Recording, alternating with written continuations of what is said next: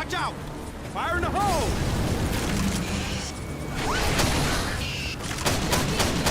Jockey!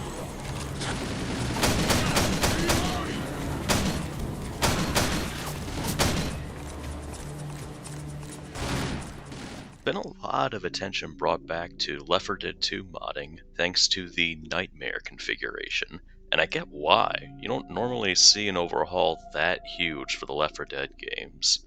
Source modding's pretty big as it is, but Left 4 Dead's usually just reserved for skin mods and model replacements, things of that sort. They aren't usually a lot of widespread script mods, though you can find a lot of scripts on the workshop. Nightmare's difficulty and heavy horror aesthetics really make it stand out too. But I wanted to talk about a config that kind of went under the radar. A unique one that is underappreciated and definitely has its own aesthetics and cool vibes to it. It's not perfect, but I've played around with it and had a lot of fun. I'm talking about BLOODDANCE.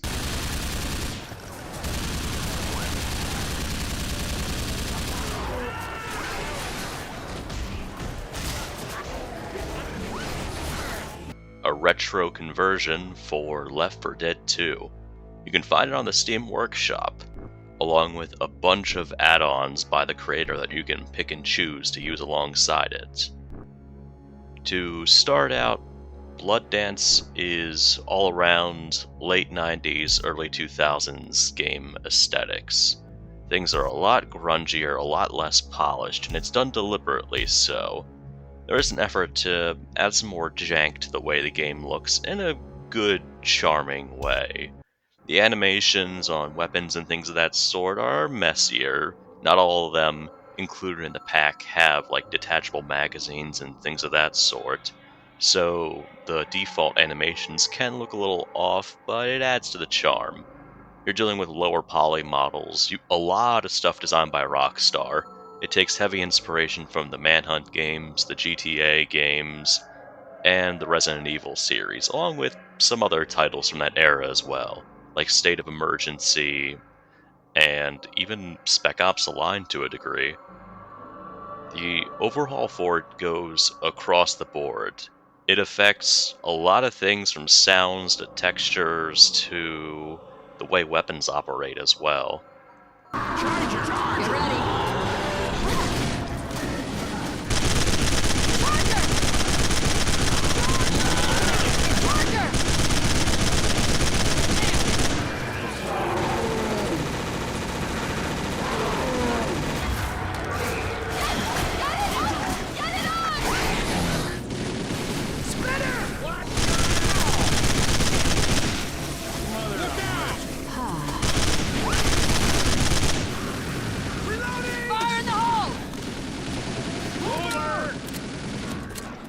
In essence, I'd say it makes it like you're a glass cannon, so to speak. You can deal a ton of damage and take a lot of enemies out.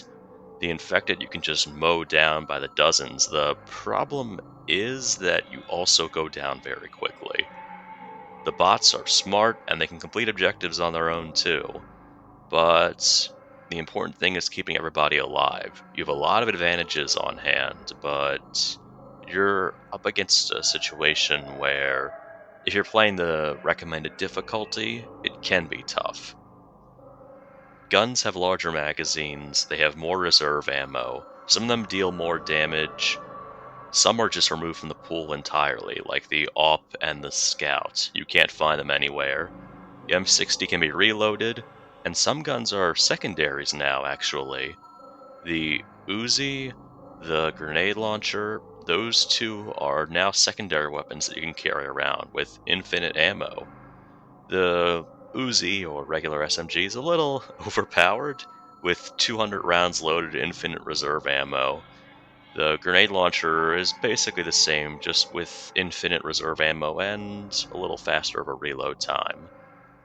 The MP5, depending on the add-on you have installed, can function similarly to the Uzi, just with different firing rate and damage stats. The guns operate differently in a very in a way that basically allows you to throw down a wall of bullets whenever you want. So, like, the regular shotguns, the tier 1 shotguns, have 10 rounds loaded and 400 reserve ammo. The tier 2 shotguns are even better, with the auto shotgun having 20 rounds loaded and the spas having 50 rounds loaded. The big downside to that being you have to reload it one shell at a time, meaning that you're not going to get a full mag very easily unless you swap it out after emptying it. Other guns have some changes in terms of, like, how viable they are. The pistol, in particular, is a lot better, with 35 shots and a faster firing speed, which is doubled when you dual wield it. The Magnum also gets a pretty good buff, with 20 shots loaded. The big thing is that most common infected go down in like 1 or 2 hits, across the board for basically all guns. That's why I'd highly recommend playing it on expert difficulty. It's a cakewalk on normal and advanced, and playing it on realism breaks aspects of the HUD and the way it's meant to be played. And since it already incorporates aspects of realism, there isn't really a reason to use that mode. So just play it on normal experts, and you'll have what I'd say is a fair challenge. Even like if you're playing with bots on solo, the bots are really good, but with the enemies dealing tons of damage per hit and the special infected being a lot tankier, it evens the balance a little more. I got this can.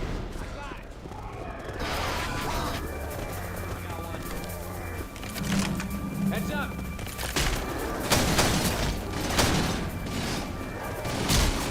I've got it.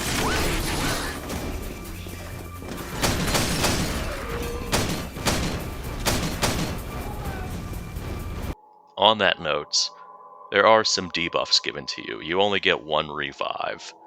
After going down once, you are in the gray, and the next hit will kill you unless you use a health kit. Though you do have some advantages. If you have a defibrillator on hand, you can revive yourself if you're downed. You can also move when you're downed, and when you die, you'll move pretty quickly to a respawn closet.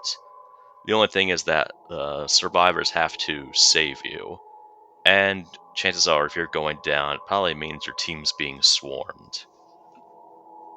Speaking of which, let's talk about the special infected, because they have some very aggressive buffs that are given out. They're pretty much stronger all the way across. You'll see them take many, many more hits to the point where they can almost feel like mini-bosses at times, especially the Charger, and their abilities are given improvements as well. Like, most of them can reuse their special abilities within much quicker spans of time. Their recharge rate is a lot faster. The Smoker has unique walking animations where he's down on all fours running, which makes him a tougher target to hit. The Hunter can change directions very easily in the air, so he's a lot more of a menace who can just redirect where he's leaping at to pounce on you and deal a ton of damage. The Boomer has a good chance of being replaced with the Leaker Special Infected, which was going to be a cut version of the Boomer. The way he works is that he is basically impervious to damage until you get close enough to shove him. But if he gets within a certain range of you, he'll stop moving and then explode, leaving behind a small fiery patch and dealing a lot of damage to anyone caught in the blast radius. This can be used to your advantage, like if you want to have him set off in an area where you know Infector are going to be running by, you could try to funnel them through the flames to let them take care of the problem. But the thing is that the Leaker can potentially down different party members at once if you're not being careful. You have to keep an eye out for him and make sure to keep him at a distance. The Boomer can also appear where he's basically the same as he is in the final game, but given how much damage the Infected do on Expert, that's still not a threat to be ignored. The Charger is even more of a menace than he is in the base game, because he can charge very soon after performing the initial charge. And he also has a ton of health, so there's a real risk that he can just start pummeling the survivors. So when you see a charger, all guns need to be on him, just pouring down as much lead as possible. The spitter has a lot of health. The spitter's spitting ability doesn't recharge as quickly compared to the other boosted ones, but the added health kind of makes up for it. And the Jockey is basically the same. Not quite as annoying because you can slow him with enough bullets being thrown around, but can still deal a lot of damage when he pounces on you. That aspect is buffed. The only thing that's really left out is the tank. I mean, on Expert, he's still a force to be reckoned with. He can still down you in one hit, but it doesn't feel like he has as much health as the Charger. I don't know why, it's kind of weird. It can be anticlimactic to take down a tank so easily. The Witch is basically the same. You can kill her a lot easier in this, but due to the way the enemies are designed, it's easy to mix her up with other potential infected. There were more than a few times when I accidentally fired on a witch thinking it was just a resting infected, and I had to sprint away or end up getting slashed and instantly killed without realizing it.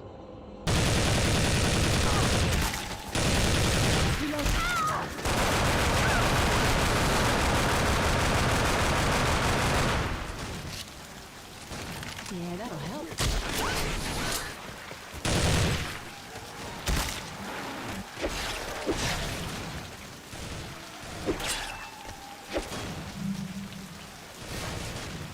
A machine gun. The models used for the infected are pretty unique too. They come from the Resident Evil games and the Manhunt games. And they can actually be randomized for the special infected as well. Sometimes you'll see Ramirez from the first Manhunt as the Charger. Sometimes you'll see the Graveyard Watchdogs from Manhunt 2 as the Smoker. Or sometimes you'll see Resident Evil infected as the specials, or as the regular infected. It's randomized in a way where it keeps it fresh. You can start to see patterns after a while of what infected appears as what kind of model, but it'll keep you guessing for a bit and force you to think twice before getting into an engagement.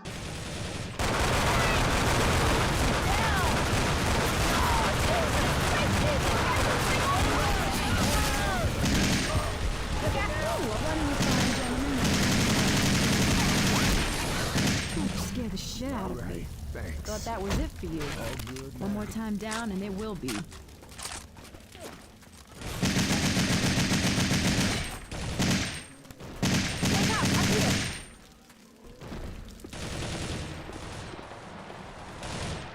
Come on, people, come on, get in here. We are kicking it. The changes also go beyond the infected. The levels, the vanilla ones at least, they have a lot of changed textures, and if you're playing a custom campaign that uses those textures, it'll be reflected there as well. They're a lot cruder, a lot grimier. They definitely look like they belong in an late 90s, early 2000s horror game. So I'd say it's mission accomplished on that front. I like how dirty it makes certain areas look. Like the restaurant in Hard Rain. It has this really ugly yellow and blue tile, and it fits it so well. It adds to the seediness of everything, thanks to just how dirty the game looks now. The survivors' appearances can vary too. Like I had said earlier, you get options in how the weapons look and also in how the survivors look. I went with the cleaners from Max Payne 2 as the Left 4 Dead 1 survivors, and the Cerberus as the Left 4 Dead 2 survivors. And there are more options from there. You don't really have to go with those options for the survivors and for most of the weapons, but they maintain the art style, so I'd recommend it. The weapons can really vary, and I would only recommend sticking to the specific ones provided for the SG552 and MP5, because those will have special stats included in the conversion. If you just go with a regular lower poly or older mod for those guns, it might not have the appropriate changes, whereas all the other guns will have the proper stat changes no matter what you choose. Like you can see in the footage that I ended up mixing things up after a while, picking out guns from Counter-Strike Online and Sudden Attack 2 and even Alliance of Valiant Arms, just to mix things up, and they ended up fitting with the aesthetics pretty well. There was a lot of flexibility for how the M16 could look, the AK could look, so on and so forth.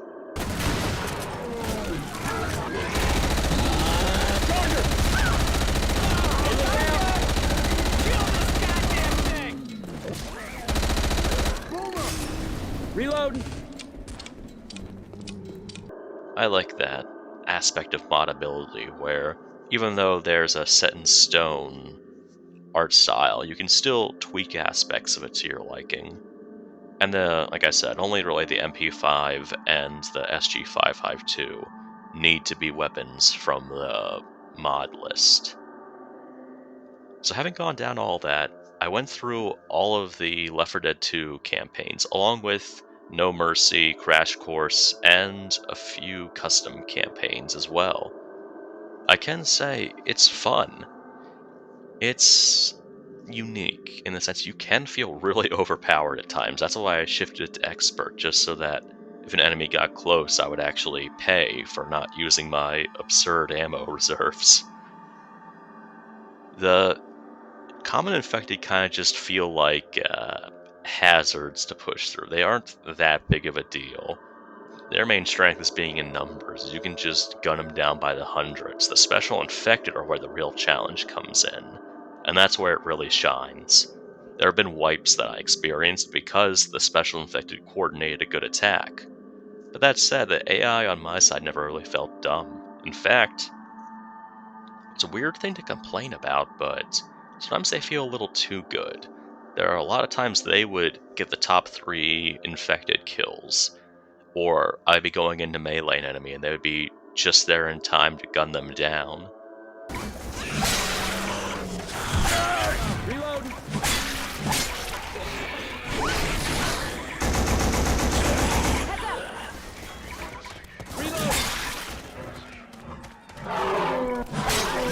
We got a hunter.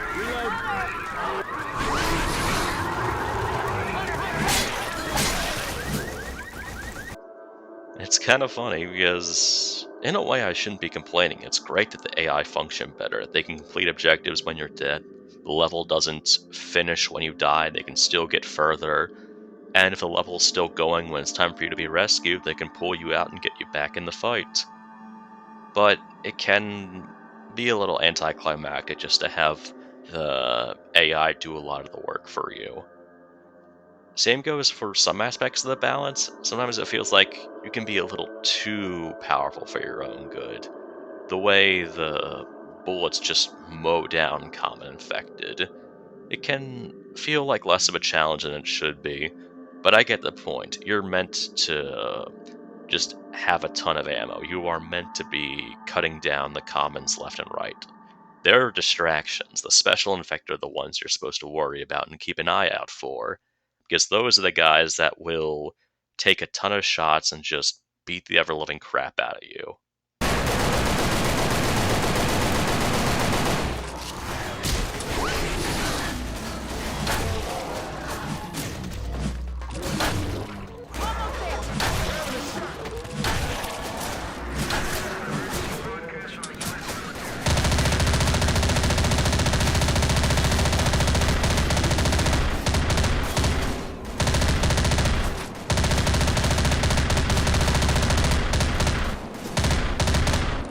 There are some issues with the sounds as well. It's not easy to do a sound mod that changes the infected, especially the common infected. They practically have thousands of voice files.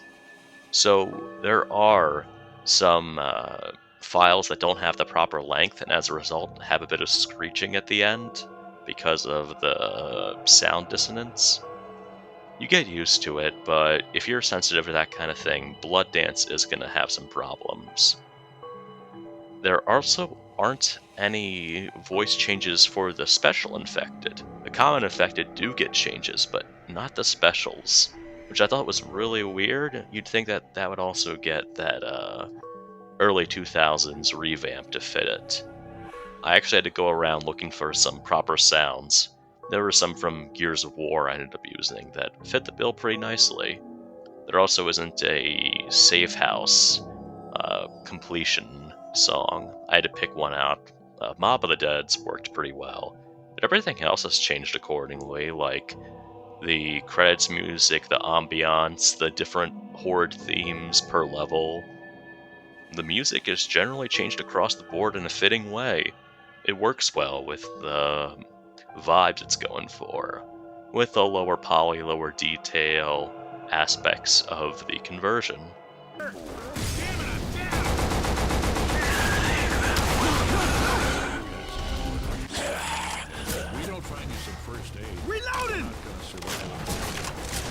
It feels like overall BLOODDANCE is going for an old school feeling, and for the most part it pulls it off. It's not a perfect conversion, it has issues. It can be a little too easy at times, and I would say that the sound problems can get annoying, as can the issues with enemy identification, but it's unique. The creator put a ton of effort into it. So many mods were created by him for the sake of meshing with the mod settings, not to mention all the work put into the texture conversions, the sound conversions, and everything else. It's an impressive achievement, and it's kind of a shame it went under the radar. It definitely deserves more attention than it got. And I hope that with people looking into more Left 4 Dead 2 mods after the success of Nightmare, I'm hoping BLOODDANCE will get its time in the sun, because I'd say it really deserves it. It's creative, it captures the fun aspects, the spookier aspects of low poly horror, and it brings in its own changes to the Left 4 Dead gameplay loop. Made me appreciate the levels a lot more when I went back and replayed them. They felt totally different, even though I was going through the same situations.